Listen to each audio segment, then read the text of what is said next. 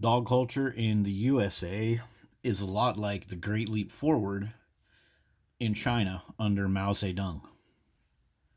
Yes, let's explain this. So, a goal of the Great Leap Forward was to rapidly transform the nation, and a big part of this was rapid industrialization, particularly steel. So, in the USA, it's like we got mass indogstrialization. Yeah, I know that sounds pretty goofy right now, but stick around and I'll explain this. So, as you can see here in this little summary, one of the big goals was rapid industrialization. Like they wanted it to happen fast, fast, fast. And so they were willing to give up, some health and happiness of their citizens. And one of the things that they did was make them produce steel in their backyard pots. So, one of the things about the Great Leap Forward is famine and death. So, the Great Leap Forward by Mao Zedong, 58 to 62, led to a severe famine in China, resulting in 15 to 55 million deaths. So, this is a lot like dog culture, too. A lot of people die from dogs. We spend billions and billions of dollars in dog food while we have an increasing number of children in our right here in USA die from starvation and hunger. Yet we have the mass industrialization. Every dog needs a home, right? No dog left behind. Adopt, don't shop. It's a mass industrialization forcing dog culture upon one country. One country with this many dogs, 90 million dogs. Everybody's supposed to have a dog. If you don't have a dog, you're supposed to say that you love dogs and you wish you had money for dogs. Yeah. So, like I said, childhood hunger in the USA is worsening. 14 million living in food insecure homes. So, with all this money that we spend on dog food and all these dog food factories, Farmer's Dog, Blue Ridge, etc., etc., etc., obese dogs. We have obese dogs in America. How do we have all these kids that don't even have just like one meal a day, like the OMAD diet? Have you guys heard of that? How come so many kids are living in like famine conditions? Yet dogs live spoiled. What's up with that? It's like famine. It's like famine with Mao Zedong. So here's some more on that. So every year, about 3.1 million children under the age die from hunger. Well, that's globally, but it happens in the United States too. So we live in basically a dog worshipping planet overall, with USA worshipping the dogs the most. So with USA wanting to help other countries, that's kind of like another side topic about this. In the United States, we want to help every other country, Israel, Ukraine, Jerusalem, all the stuff that's going on in the news right now, 6/28/2025, the missiles, the bombing, all of that stuff that we're trying to do to help with childhood hunger or suffering. Yet all these kids die all over the world while we worship dogs, while we have a nation full of obese dogs. So that's just an example of the famine overall that goes right along with dog worship. So many of our human children just die, live in hunger, yet this mass industrialization, we dump money, money, money, money into resources to pump our houses full of freaking dogs. Isn't that interesting? Isn't that like the same thing as famine? And like I said about the financial resources that are dumped into this mass industrialization, Mao Zedong did the same thing. He dumped significant resources aimed at rapid industrialization. Um, Part of those resources is going to be my next little analysis I'm going to show you. So, have you heard of backyard breeding? This is a common blanket term for people that breed dogs on their own property. Most people just get away with it. Some people have licensing and they're able to do it, legally. But Mao Zedong did this too. Backyard breeding with dogs. Backyard breeding is a huge thing.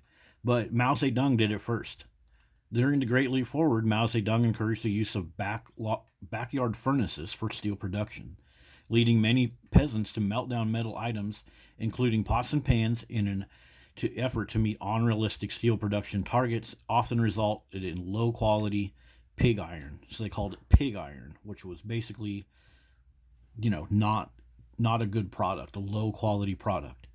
So Mao Zedong wanted to industrialize the nation so fast that he forced people to give up their essential household items, let their household items be ruined, to create a low quality product. This is just like backyard breeding. A low quality dog that goes out and hurts other people and really can't be used, but it's just for profit. It's for quick temporary profit. And backyard breeders, their things in their house get ruined by their dogs, just like these poor Chinese people that had to use up their essential freaking knives and forks and stuff to try to make some steel for this massive industrialization.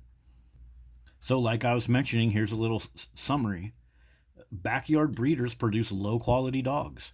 They typically lack knowledge about responsible breeding practices. They do not prioritize the health of animals, and they may not conduct proper genetic screenings.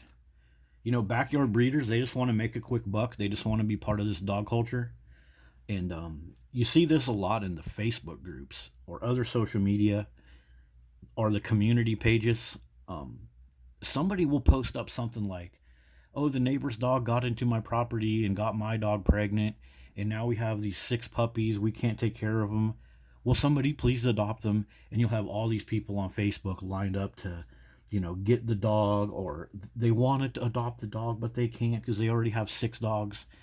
So this backyard breeding just happens all the freaking time, and it produces, like it says right here, a poor quality dog that has issues. And same thing with Mao Zedong. He wanted to industrialize fast, and we're trying to do it with backyard breeding. We're trying to put a dog in every home, no dog left behind. People in America have what's called the Noah syndrome, where they think they're going to rescue every freaking dog. And the cost of it is poor quality dogs and damage to your property. Just like Mao Zedong. Poor quality steel, damage to those people's property because they had to melt their property down. So, an example from society. This is a recent one, but you can find a lot of these.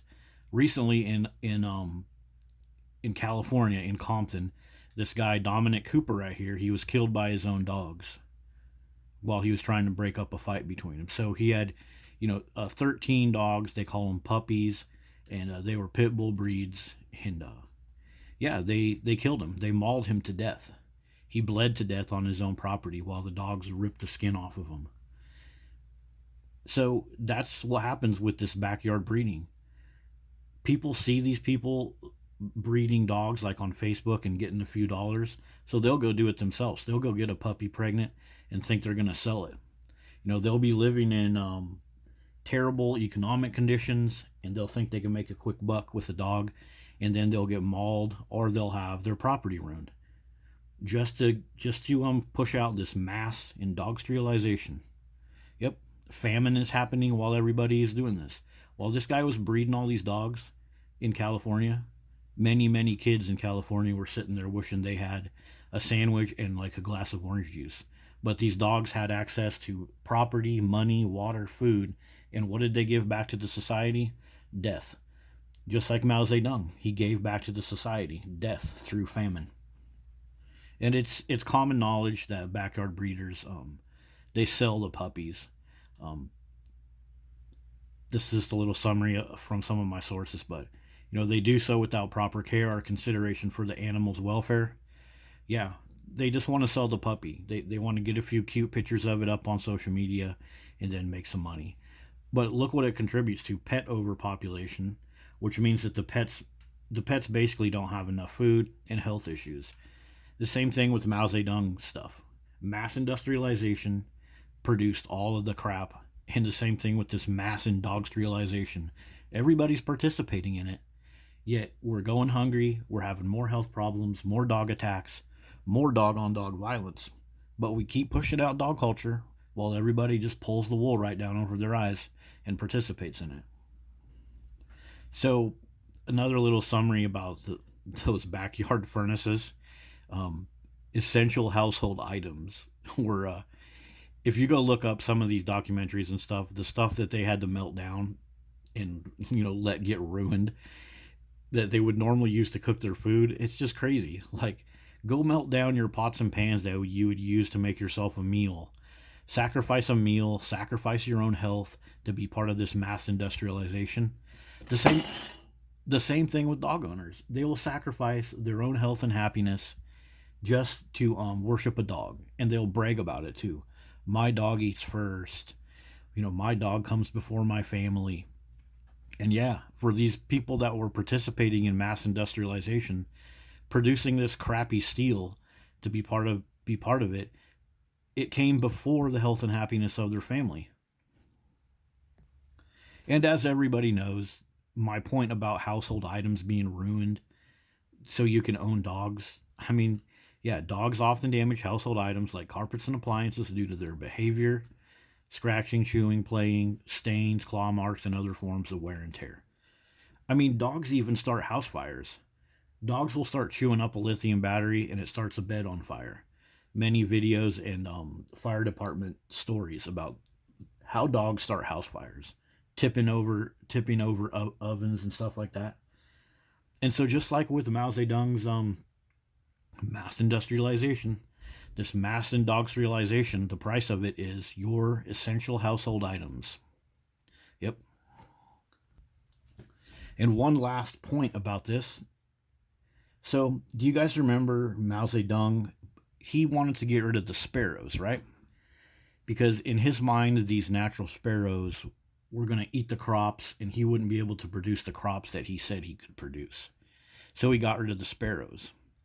Well, now the natural predator of the insects that ate the crops was gone, and so it screwed the crops over.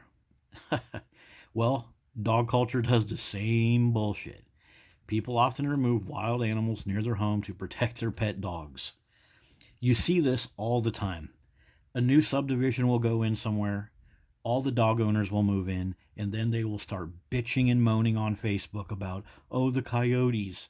Then they'll start taking videos of their dogs killing local squirrels or chasing off local birds, like their dogs own the planet, and they will act as if a wolf or a coyote or a natural bear or even like a snake or a mole that is a natural part of our environment. They will act like that animal attacked their dog. The same thing with alligator attacks on dogs, like in Florida and other places. People will overpopulate, put their houses right up on the river, and then a gator will come up and try to eat the dog. That's the gator's natural place to hunt. You moved in there with your dog, and then you'll say that the alligator attacked my dog, and then the sheriff will come in and blow the alligator's brains out to protect your dog. But your dog is not part of the natural environment. And so, just like with Mao Zedong, we're doing the same thing. This mass industrialization, we also kill natural wildlife to force it to happen.